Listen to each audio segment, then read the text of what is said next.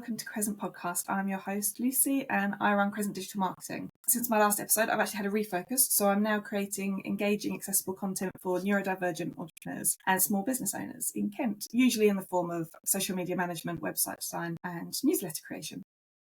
Big thank you, as always, to our sponsor, Purple Frog Signs, who are based in Gillingham. They deliver fantastic designs that really reflect your business at its best, and you can find out all you need to know at their website, purplefrogsigns.com. Today, I'm joined by Karl from the Wix Guys, and Karl's had an interesting career journey, to say the least, and he now works on creating and designing Wix websites for businesses. We're going to be talking about his theory of how you can go from scrappy to shit hot as a business owner. And yes, this is the first time anyone has sworn on the podcast. I don't have a rule against it. I've been waiting for it to happen. It just hasn't, despite me expecting it from several guests. So, Karl, welcome to the podcast. How are you today? I'm very good, thank you. Yeah. I'm always normally the first person to swear on a podcast, so I'm glad to keep the trend up, which is great. So why don't you start by telling us your career journey and how you ended up being a Wix whiz? Well, my career journey is very varied. I've done pretty much everything there is to do. I left school early, just didn't get on with school very well. I did the Young Enterprise program at school, which was a thing that was trying to get people into business when they first started up. And it was like you got given, I think it was £100, and you had to turn that into as much money as you could. And we turned it into £4,000. And I was the marketing director in the company, if you can call it a company. And we just really sort of fell into love with business at that point. And then left school early, much to my dad's dismay, to go and work in Tesco's. I was there for quite a while, and I loved it. And then I got into events. I just turned 18, started drinking, and got invited by the nightclub to come and work for them, just because I used to go out dressed up as an idiot a lot of the time. And I started working for not the best way to get hired, but it did work. And I worked for them for a while doing student events, and I loved it. It was a great look into marketing and events as a whole. We were really early pioneers in terms of social media. Social media was obviously the best way of getting hold of the younger audience at the time. It was quite new. Facebook was really the only thing that was sort of working at the time, and we had to really get stuck in and learn it, and we used it very well. We used to do the thing where you'd come to the club night and you would get a free shot if you invited all your friends to the next week event. Probably people might remember that if they're around that age, right? Getting loads of invites from their mates and having to actually just block them because it was too much. That was us. And then went from events to marketing, started my own agency with my now business partner, Joe, when I was about 23, and joined another bigger agency, and then sort of fell out of love with it for a little while and started a burger restaurant. So like you talk about neurodivergence, I feel like I haven't ever been diagnosed with ADHD, but my work history probably leads towards having it.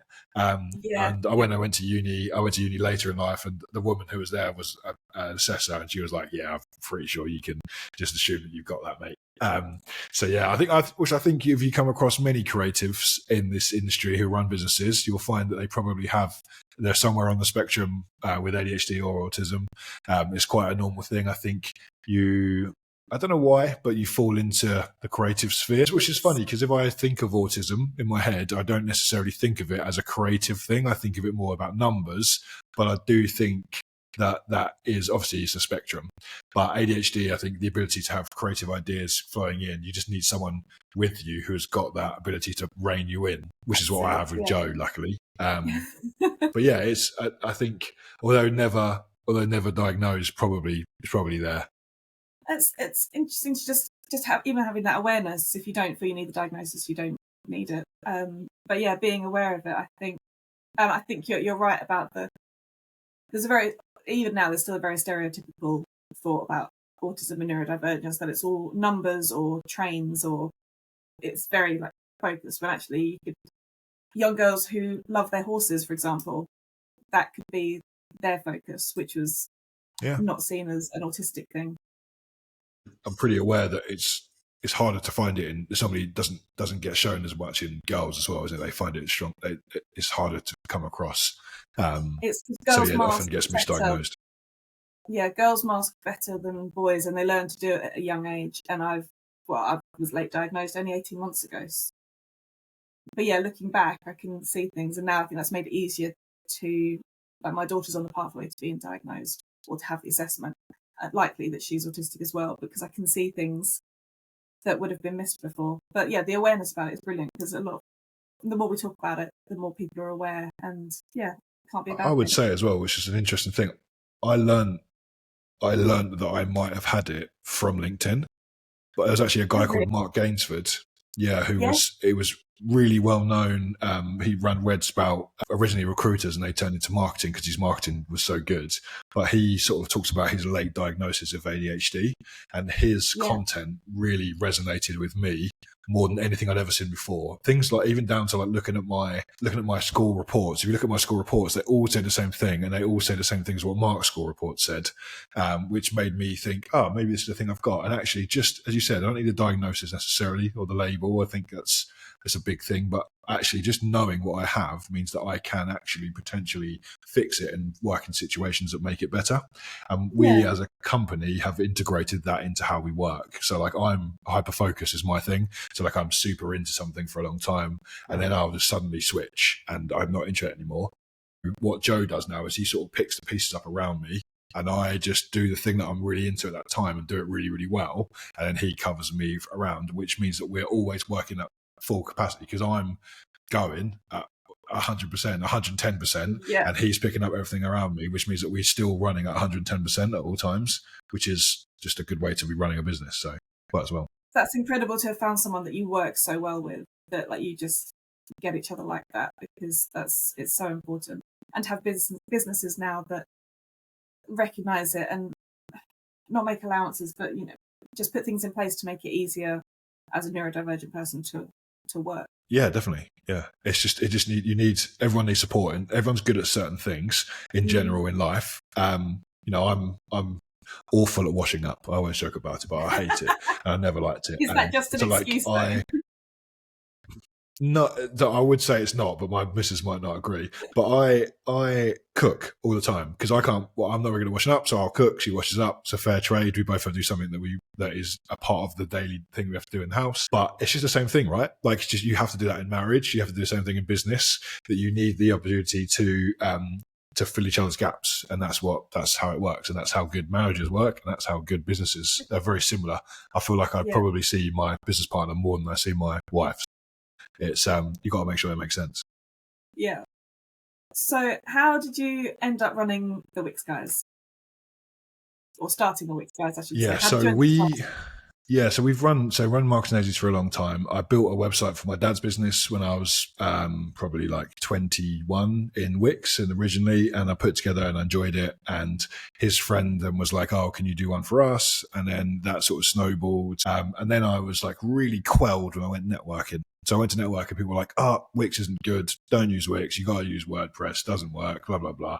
So I was like, "Oh, like all that stuff I've just learned, useless. Like, great." So started to learn WordPress and built an Elementor and things similar. I just never got on with it. Like, it just didn't work for me. Like, I just didn't like designing in the platform. I thought it was clunky. It required you to code to do the stuff you wanted to do, and I didn't know how to code. So fell into other things. So I fell into social media marketing, which you do as well. I fell into that for a while and was doing that for a lot of people. And I've done pretty much I'm sort of a jack of all trades. I've done pretty much everything when it comes to marketing, from email marketing to web design to social media ads. I've done the sort of full shebang, and always felt myself falling back into just building a Wix website for a friend or something. And then as there was a big change in 2019 in Wix, and there was always a problem with getting ranked on Google was the biggest thing.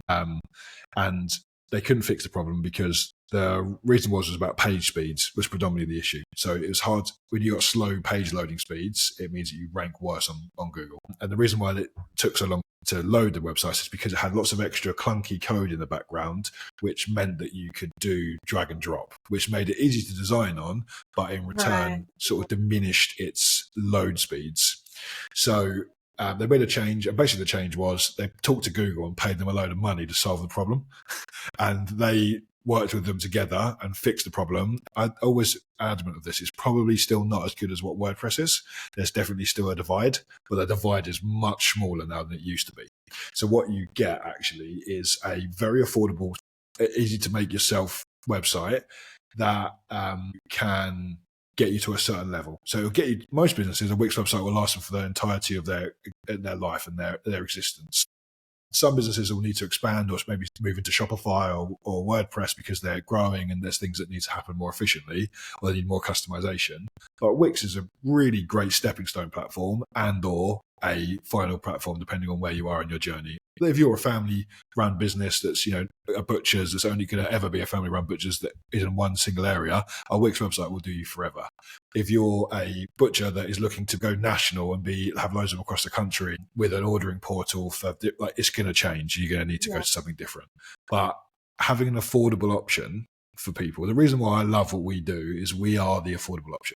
So people can have a go at themselves. They can do it. And this is kind of what I'm going to allude to later on. I actually really want you to do it yourself and do it because when you first start, I think your money might not potentially be there. You don't have the cash to splash out on a £3,000 WordPress website. So actually to be able to do it yourself and get a presence to start with, if you don't have a presence, you can't start. And those people will actually just never start their businesses because they don't get that first step done. So actually being scrappy and doing those bits is a really great way of getting your things moving forward. But we are like this sort of stepping stone. So you build your own website, you then, your company takes off a little bit, you may be a year, 2 in, and you go, this is great. Like we're doing really well here. And the work we're kicking out is really good. I don't think our website reflects that.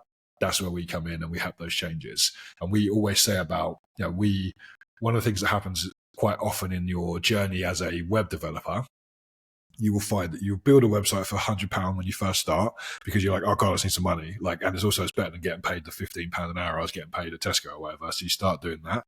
And then you go, right, now I need to up my prices. You up your prices and then you just keep upping your prices until you can't anymore. And so some people, obviously there's website developers that spend, £75,000 on a website because it's got lots of functionality in it that needs it to happen correctly. And you can keep growing up to that point. But we've set a precedent in the business that we will always have an affordable option, no matter how much the business grows. There will always be an option that looks after the S and SME because people, what happens is they always get left behind because as people grow, they have to remove that bottom package and increase their bottom package all the time. And that means that the small businesses don't get the best web developers. So having an option that's always there for the smaller guy is what we're all about. And that's why we started Wix. That was literally my thinking when I started my business. I wanted to help those who just get left behind, basically.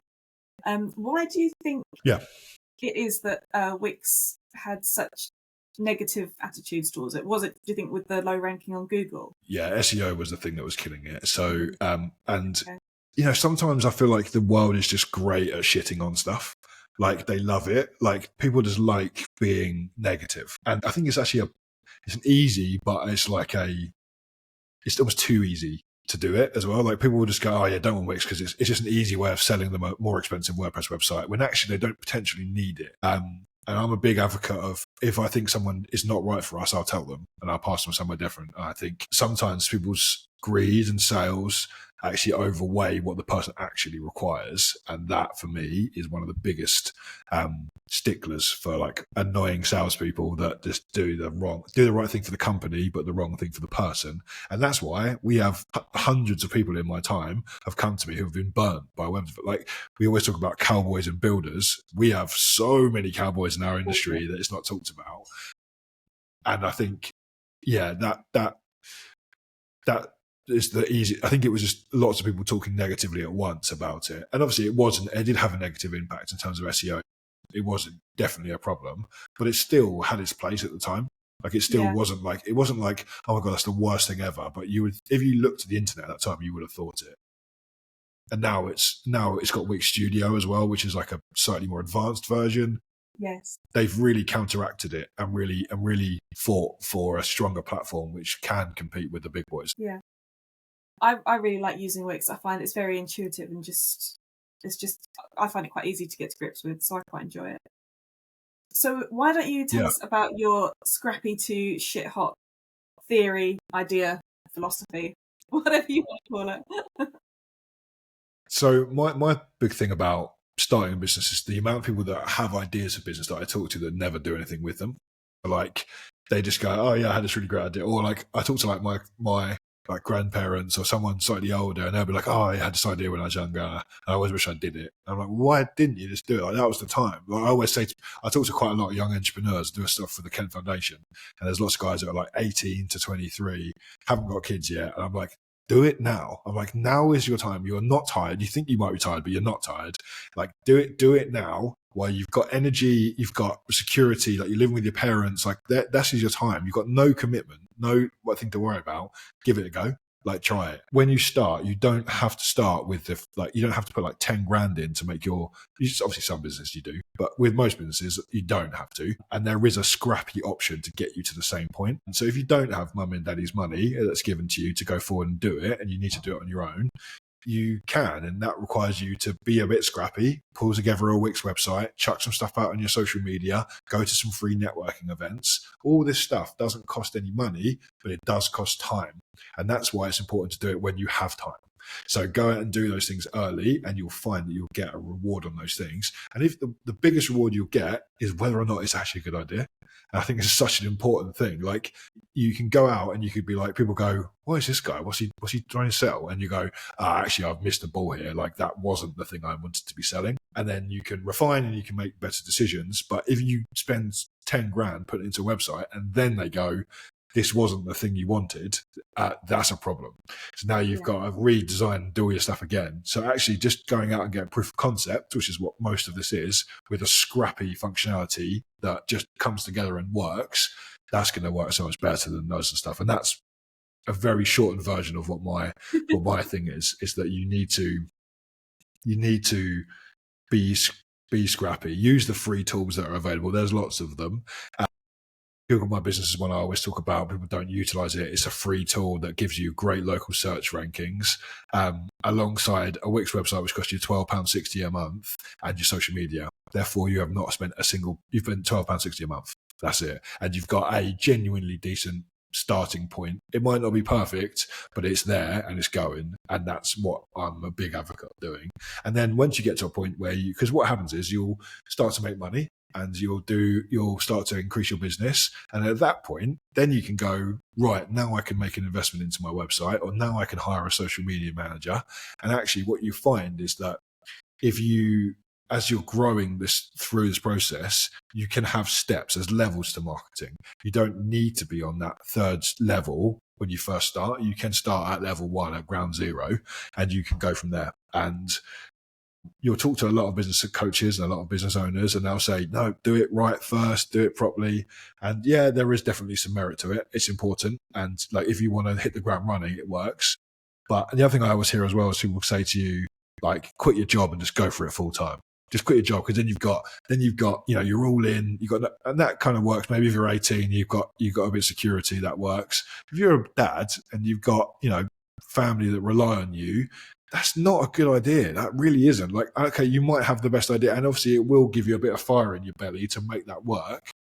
But what if it doesn't? Like, as I was saying to you, what if it doesn't? We didn't start like that. I started by going part-time, doing stuff in the evenings, found a bit of a market for it. I went full-time. Joe joined me part-time, then Joe joined full-time. We did a very, although I come across quite brash and quite like jump into things, actually, I had more things that were important at the time. I had to pay rent, I had to do stuff like that. And actually, I couldn't do that. And luckily, my wife is sensible, so made sure I didn't do it, because I probably would have done it if it wasn't that way.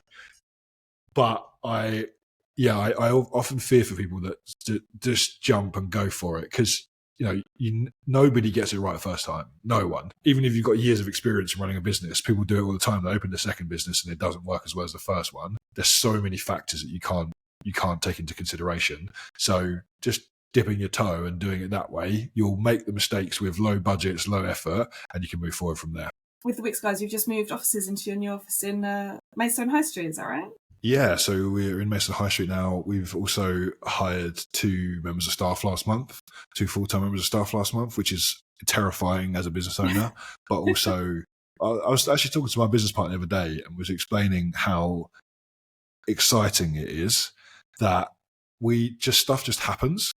It's really such a minimal thing, but like, I'm like, oh, Paul has sold a website and Alina started it, and then we're nearly finished it before I've even had I've had a little bit of interaction with it, but it's nearly done. Whereas like normally I would have sold it, I would have had to deliver it and then get it out. Whereas like a load of that stuff is done in the process now without me having to touch it.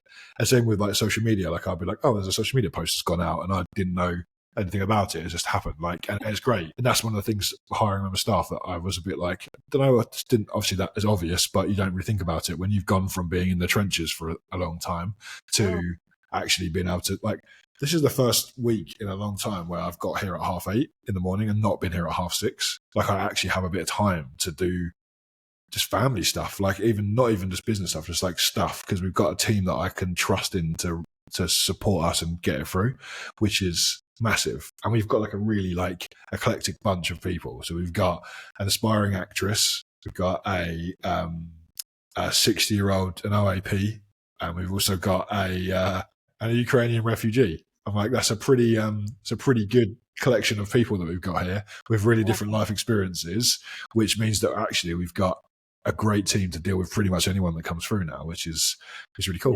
Yeah, it's cool. That's so exciting. And you host some events with the Business Terrace in Maidstone? Yeah, so when we first started, I used to work at the Business Terrace, and that's one of my favourite stories to tell, but I didn't have a laptop at the time. So, and I don't drive. It's a thing that for a long time, I don't drive, never have done. I don't really have any intentions of it. Just, I don't mind public transport. People think it's rubbish, but I don't mind it. I live right in the town centre. And one of the things I used to do with my parents, I had to come across to work. I used to bring my whole desktop computer in a suitcase on the bus to the thingy, set it up, do my work, pack it back down, take it home with me every day until I can afford a laptop. And this is like, if that's not showing you scrappy until it works, then I don't know what is. Like, that was it. I was like, this is what I have. I have a desktop computer. I'll take it with me to work because I can't work at home. I get distracted. So I need to take it there, do those things when I get there, and pack it back up and take it home. They used to all not take the mick out of me. You got to take the piss, I was going to say. Don't take the piss. But it was like a running joke that, Karl brought a desktop in. And when I got a laptop, it was like a huge thing for us. Like, and do you know what? I still have the laptop. I'm using it right now. I still have the same laptop. And that was a big moment for us in like our business journey. But the Business Terrace were great to me. Really, really looked after us when we first started. There was a guy called Roger Keach there. Chris Lara was like the new version of Roger Keach. And he was like our business dad. We were young and a bit stupid, really, and we didn't really know much about business. And he looked after us and gave us lots of advice. And in return, we just give a bit back where we can. And one of those things is that I run the digital day, which is actually this Thursday, the 9th, which I run with Hannah Spence from Clockflower Solutions. And she talks through social media and I talk through using Canva and AI. So again, two of the great tools for being scrappy, and walk people through those and how to use them effectively. And I also do the startup day with them as well. So the startup day is a all-round course for someone who's thinking about starting a business. So there's like finance advisors there, there's networking coaches there, there's a business owner who's been there, done it. She gives her story about it. I talk about marketing. There's a life coach who talks about work-life balance. It's a really great course if you're like, it's free as well if you're a Maidstone resident. So you get to do that. And then on the 28th of this month, October, we've got our event actually that we are supported with by the Terrace, which is called Maidstone Marketing Unfiltered.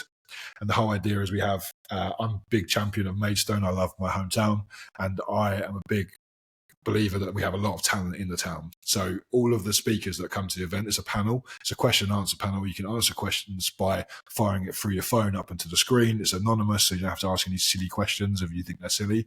Send them up to the thing, and then one of the experts will answer that question. We have 4 different experts from different pillars, one to do with strategy, one to do with brand, one technical, and one generalist. And they go through and they answer any questions that you might have. And all of those people on that panel either work or live in Maidstone. So it shows you the sort of talent that we have here.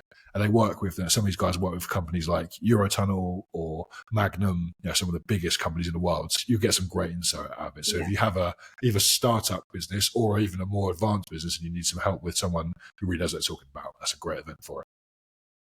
That sounds amazing. Is that just for Maidstone residents then? Or? It's at the Business Terrace, but anyone can come to that one. Yeah, so we'd love for as many people to join us as possible. It'd be good. Do you know the dates, the next ones for that? You can follow Business in Maidstone on LinkedIn, and they share all of the events on there. So that's like the council's business-facing social media page. And they also have a newsletter, which I would suggest signing up to as well. Their newsletter gives you access to all of the events they have. So really good. So if you could go back in time, what advice would you give to your younger self about life or work or whatever? What do you think you'd say? I'm a bit cliche with this thing. I just like, just do it what you did again. I really enjoyed my whole thing. Like, I had a great fun when I was younger. I didn't go to uni, and people would be like, "Oh, I regret that." But like, I had such a fun time working in the nightclubs where I had like all of the good bits of uni without the debt, and it was great. And I loved that. Yeah, no, there's not much. Just to have a good time, enjoy it. Every time there's an opportunity to have a good time, take it. And I had a few times where I questioned whether I should leave a job or not because I wasn't enjoying it anymore. And the answer was always leave it. Do the thing you enjoy. Well, thank you so much for coming on. It's been brilliant talking to you, as always. And thank you to Purple Frog Signs for sponsoring the podcast. And we'll see you all again soon. Thank you. Thanks, guys.